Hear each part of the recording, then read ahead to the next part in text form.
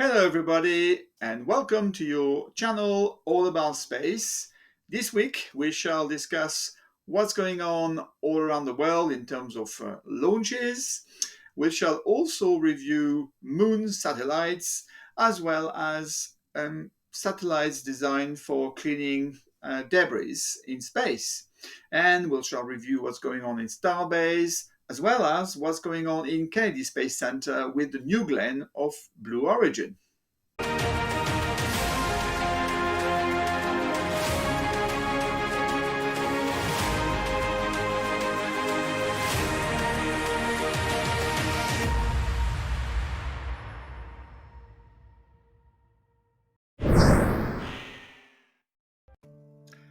On the 28th of August, China Aerospace Science and Technology Corporation launched a Earth observation satellite called Gofen 1204 from their Jiuquan Satellite Launch Center in China on board of a Long March 4C. That is actually the 484th launch of a Long March rocket, which is quite an impressive number even compared to SpaceX. So well done for our Chinese colleagues. On the 22nd of August, SpaceX launched successfully 21 Starlink satellite V2 Mini called Group 7-1 in low Earth orbit from the Space Launch Complex 4E from Vandenberg in California, and that on board of a typical Falcon 9 Block 5. The booster, or the first stage, landed on the drone ship Of Course I Still Love You. That is on his 15th times at about 643 kilometers away from site in the Pacific Ocean. So well done, SpaceX, and that brings the total of 4,983 Starlink satellites launched to date and about 4,640 satellites currently in operation or on orbit. On the 23rd of August, the Russian Progress MS-24 was launched from the Cosmodrome Baikonur in Kazakhstan towards the ISS to bring 2.5 tons of food, equipment and fuel and so forth to the residents of the ISS astronauts and cosmonauts. This was sent on board of a very reliable Soyuz 2.1A. On the 23rd of August again, the National Aerospace Development Administration failed to launch the Sholima-1 satellite on board of their Maligyong-1B from the Sohae Satellite Launching Station in the North Province of Pyongyang in the Democratic People's Republic of Korea. On the 24th of August, Rocket Lab launched their Electron, named We Love the Nightlife, from their New Zealand site called the Onenui Complex Launch 1B system. Their customers was Capella Space with their synthetic aperture radar destined to low Earth orbit. This is actually the first time as well that Rocket Lab reused one of their Rutherford engine, the one that has been reused on a previous rocket.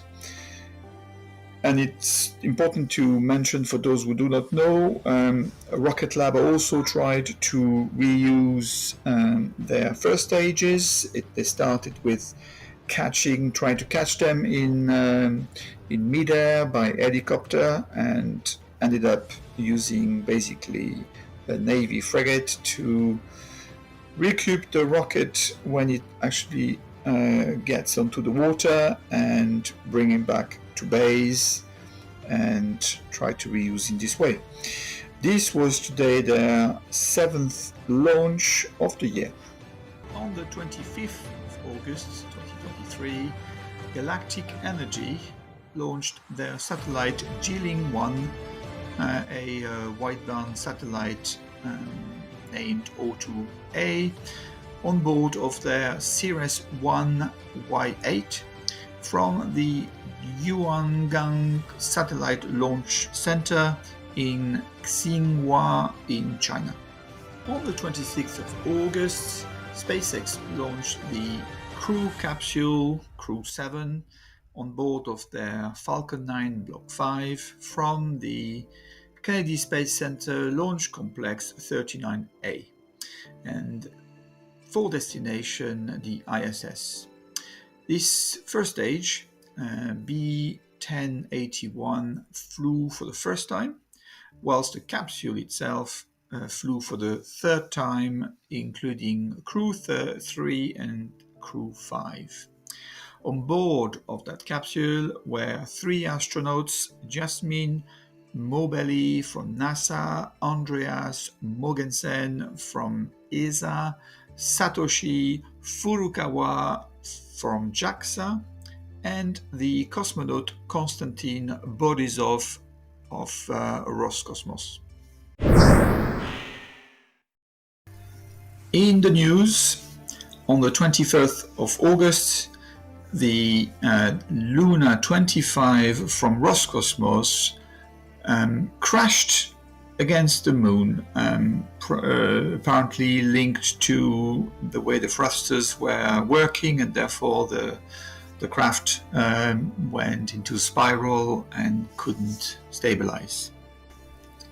On the 23rd of August, the Indian Research Space Organization, ISRO, were much more luckier than Roscosmos, whereby they landed their Chandrayaan-3 probe on the south pole of the moon. This is an amazing achievement. A video dedicated to this will be linked into the description. Nevertheless, this achievement for Chandrayaan-3 was not without trouble, as in fact 4 years ago Chandrayaan-2 failed in a similar fashion as Roscosmos. Anyway, the Prime Minister of India was even assisted to the amazing achievement.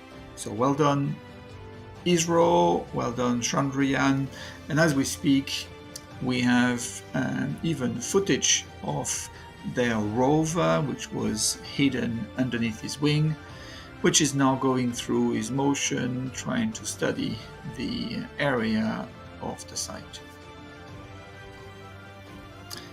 Next, ESA sent quite some months ago a satellite called Clear Space 1 in order to demonstrate how to clean space and or space debris. And Clear Space 1 has a task to deorbit, so grab and deorbit the Vega stage, interstage, and paradoxically, this week the satellite Clear Space 1 has been damaged or demolished by debris from space, unfortunately. And this week we have seen the visit of Bill Nelson, the NASA administrator of the Blue Origin site in Florida, on the 23rd of August. Now you could see on those pictures quite a cumbersome amount of parts belonging to the New Glenn rocket, and I must admit that this is not a site we see often from Blue Origin, so thank you very much for letting us and the public to see the progress. So evidently Blue Origin is making progress, but not really advertising as much as SpaceX, for example.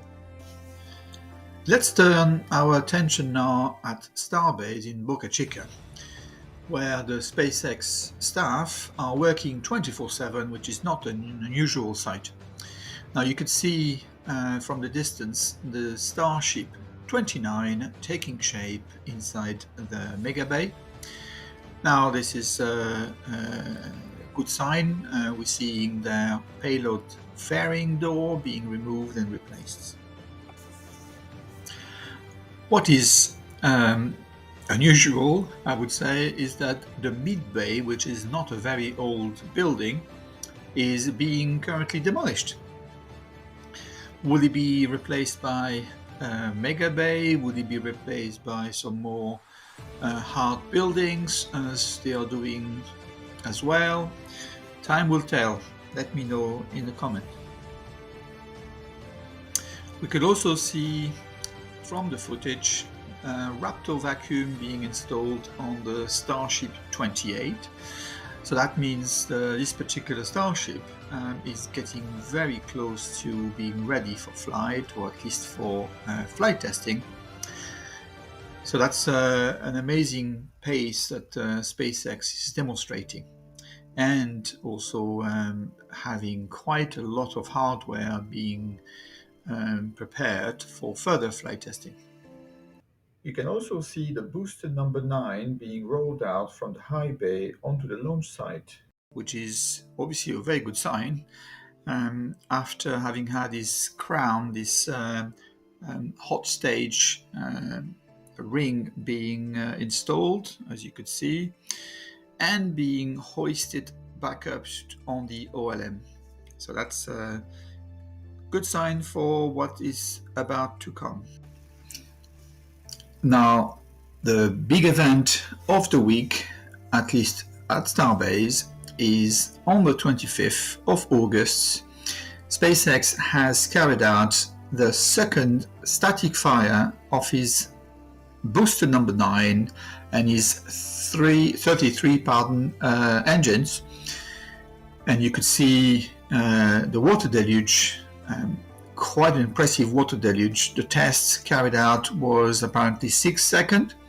I couldn't see that to be 6, but nevertheless, my biggest interest is are the 33 engine all worked and successfully. The thrust was apparently at 50%, and really the pad looks pretty good shape after such a static fire. So let's see the results of the analysis from SpaceX when they are providing that to us. And that's it. That was your episode of All About Space.